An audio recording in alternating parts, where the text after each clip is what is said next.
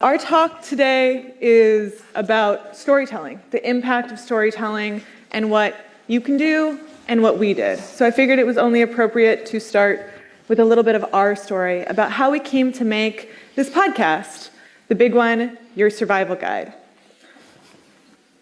So we are KPCC. We're a news organization, we're a media organization. That's what we do. And in spring of 2018, my department, I'm Arwen Nix, the executive producer of podcasts at the station, we were brand new and we needed to introduce ourselves to our colleagues. So we did what any good coworker would do. We ordered some pizza. And we hunkered down in a conference room and we said, come, talk to us. Tell us about what you do and we'll tell you about what we do. And we did. All day, reporters and editors were streaming in and out, talking to us about their expertise. And the very last reporter to walk in that day was this guy, Jacob Margolis. I didn't know he was about to change the next year of my life. He sits down and he starts talking about space exploration, which is on his beat. He covers science. And he starts talking about climate change, passionately talking about climate change. And then he looks me dead in the face and says, very casually, well, I also cover earthquakes. And everybody in the room kind of tensed up because that's a scary word, earthquakes. But he was so casual about it. And he's like, well, you know a big one is coming, right? And I was like, yeah, sure. I totally know a big one is coming. I get it. I've lived in California on and off for my entire life. But I had never been 2 feet away from a science reporter who had just spoken that articulately about climate change and science, looking me in my face saying a big one is coming. So we talked about what that would mean. We were asking Jacob a ton of questions, and he had so much information, things that I had never heard, things I didn't know. And Jacob leaves the room, and the other producers and I keep talking about it.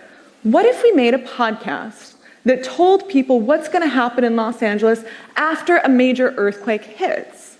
It could sound like an action movie. You've never heard a podcast that sounds like that. It could be full of science. How exciting. We have to do this.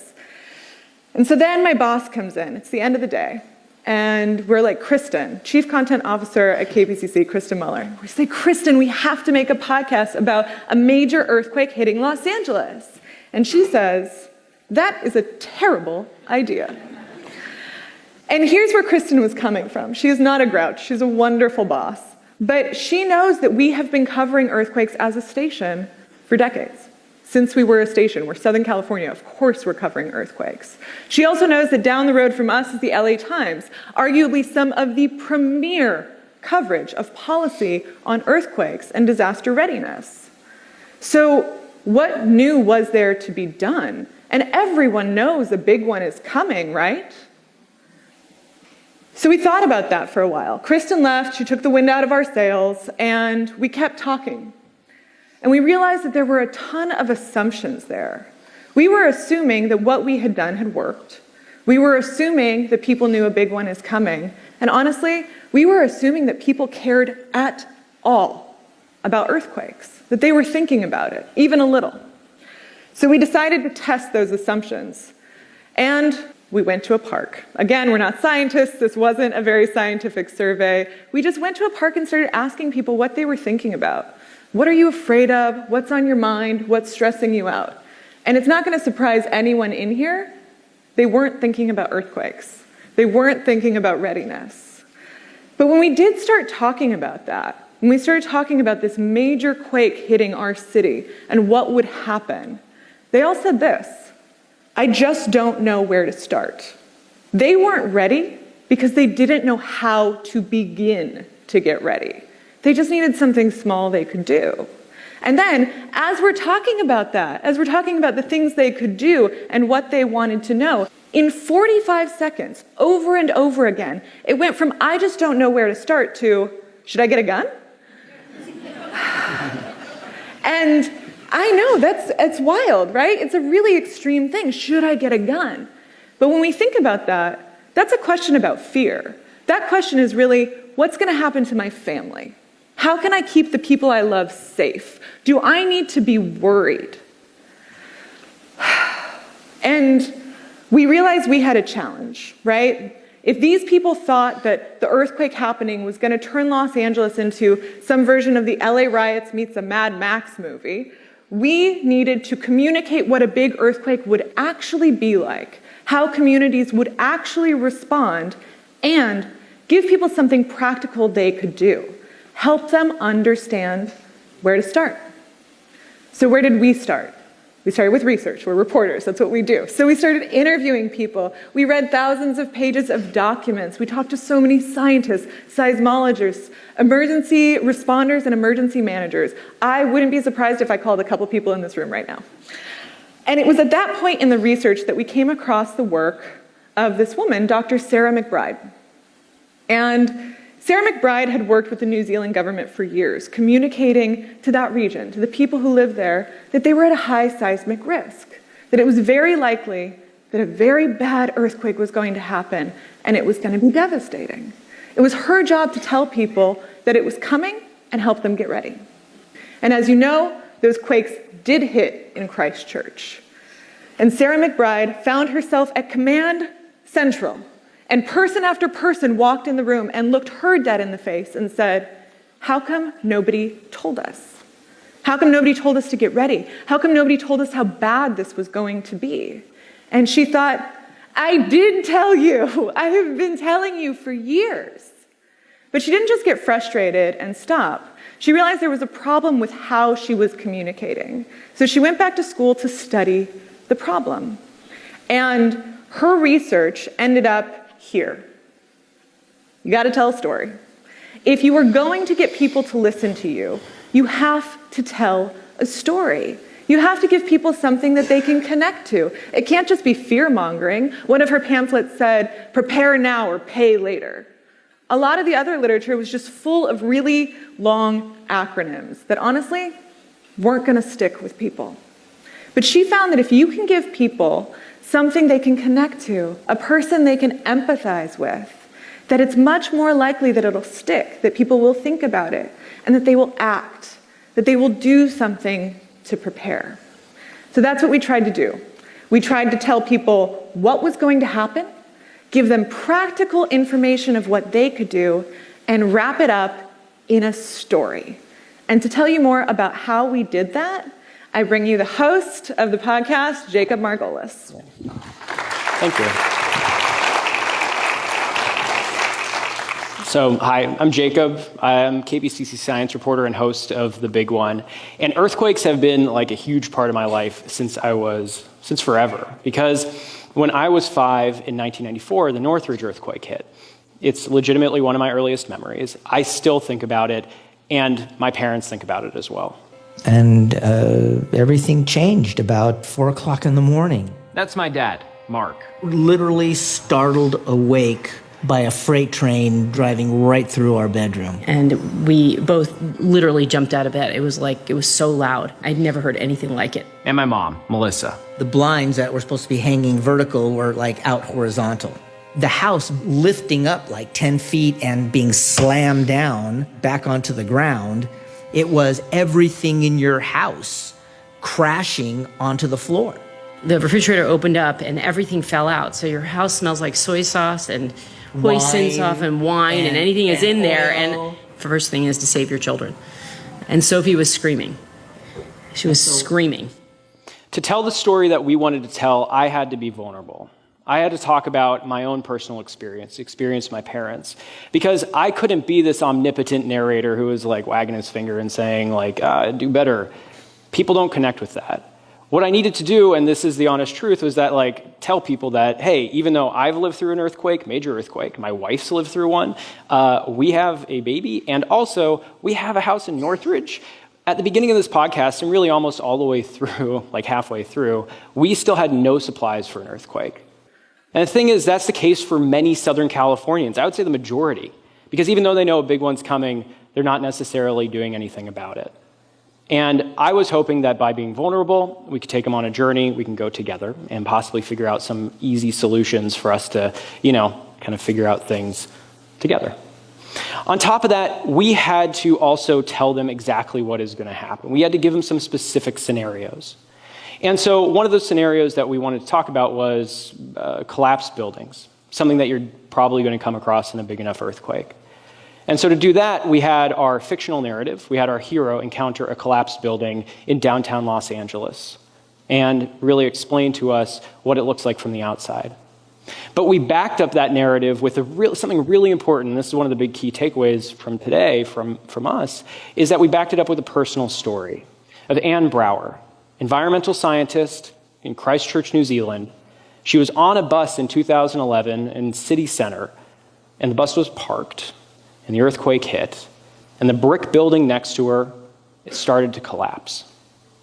So there was no sensory perception except for weight. So like I couldn't see anything, I couldn't hear anything, I couldn't smell anything. All I could do was feel the increasing in chunks, brick by brick, ton by ton on my left hip. And it just kept coming and coming and coming. And I remember thinking, this is not okay.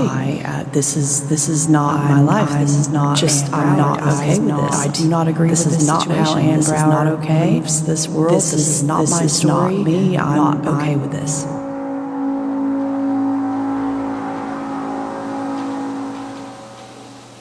And then she passes out. 12 people died, and Anne was the lucky 13th. But we didn't just want to burn people out with terrifying scenarios, because a lot of time people will shut down if all you do is give them doomsday, doomsday, death, death. And that's really, really difficult. And so we also wanted to explain to people, hey, you're going to come across these small moral decisions that you're going to have to make that are amplified by this event. And one of the things that we were asked a lot about was about looting and how looting works after a natural disaster. And so what we did was we had our hero and was stand-in for the audience. Basically, let's say you have to walk across Los Angeles. Say there's no public transit. Say you don't have a car. Say you need to get home. But you're hungry, you're thirsty, it's been hot out, and you come across a supermarket. Supermarket doesn't have any electricity, so credit card systems are down, and you don't have any cash, you see no employees anywhere. So what do you decide to do? At the back of the store, you see a cooler. There's not much left. So you go to grab the last 2 bottles of water. You slip on a puddle of milk. You pick yourself up and you head to the register. Shit, do I even have any cash? When we talk about looting, we're talking about breaking into locations and stealing things. Now, mind you, we're in a different world. When this earthquake hits, and it's of that type of magnitude, you have to look at the letter of the law and the spirit of the law. Philip Fontanetta. I'm a commander with the Los Angeles Police Department, and I've been with LAPD for a little over 38 years. If you see somebody walking down the street with a case of water, then that's a case of water.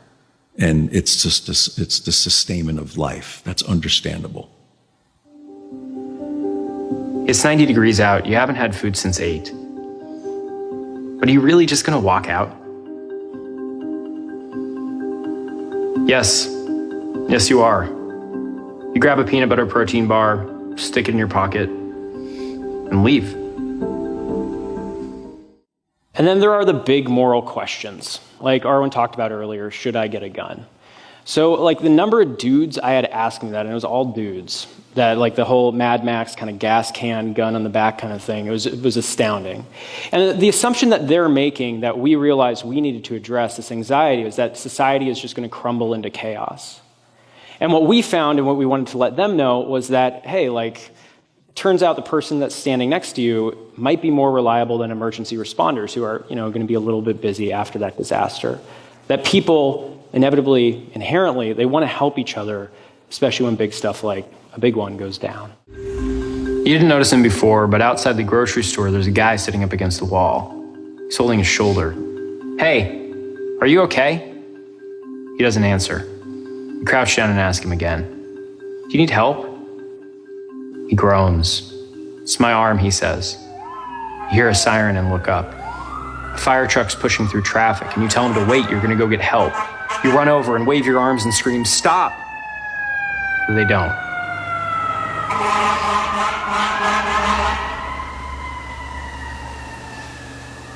People need to understand that they might be in danger, but somebody down the road might be in worse danger. Captain John Ignatzik is with the Los Angeles Fire Department.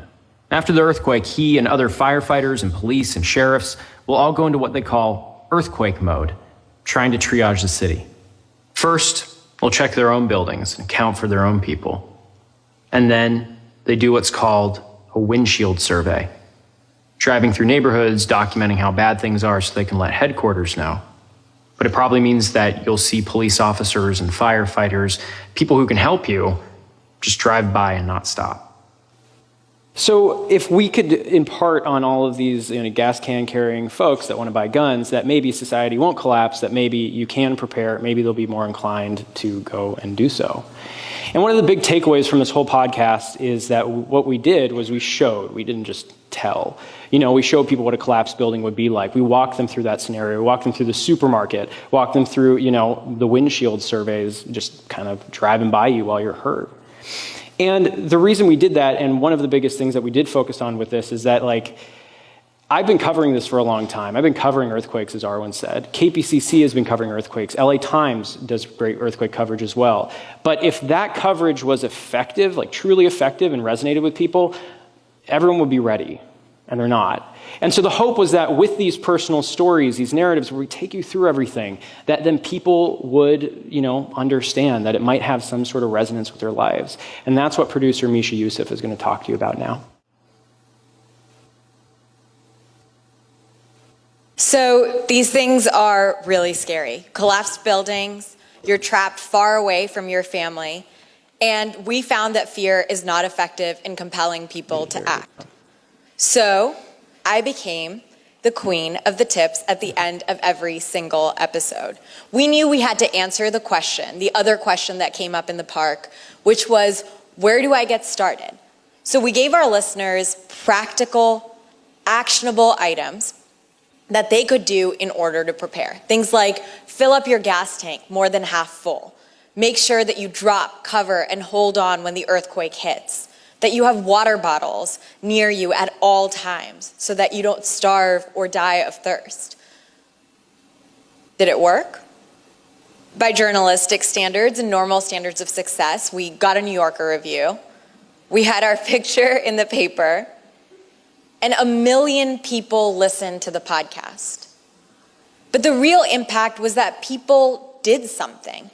We heard from hundreds of listeners about questions that they had about the earthquake, but even more than that, we heard from those who were doing something to prepare. People who were putting together water bottles, replenishing their earthquake kits and thinking about retrofitting for the first time. People who were talking to their family members about their plan for the earthquake and downloading the Shake Alert app. And now I'm a producer on a totally different podcast, but people were so impacted by the big one that we're still hearing from listeners about what they did. And I'd be remiss being in Hollywood if I didn't say that even celebrities were preparing, which is important because they have huge circles of influence. People who follow them are more likely to prepare because they prepared. And this was all intentional. We're public radio. We wanted to compel people to act. So just a final note that I want to say. When we questioned our assumptions, we had to face a very sobering reality that all the coverage we had done might not be working.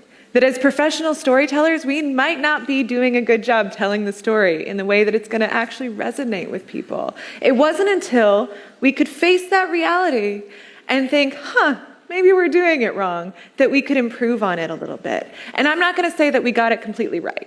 I think that there's still room for improvement in how we report on disasters, on telling this story. But I will say that these tweets, these emails, these letters from around the world are still coming in. And it's not just people in LA getting ready for an earthquake. It's people in tornado regions. It's people who are at high risk for flooding, who said they listened to this podcast and talked to their family about making a plan. They started to get ready. Just before we came out on stage, I got another email from another person.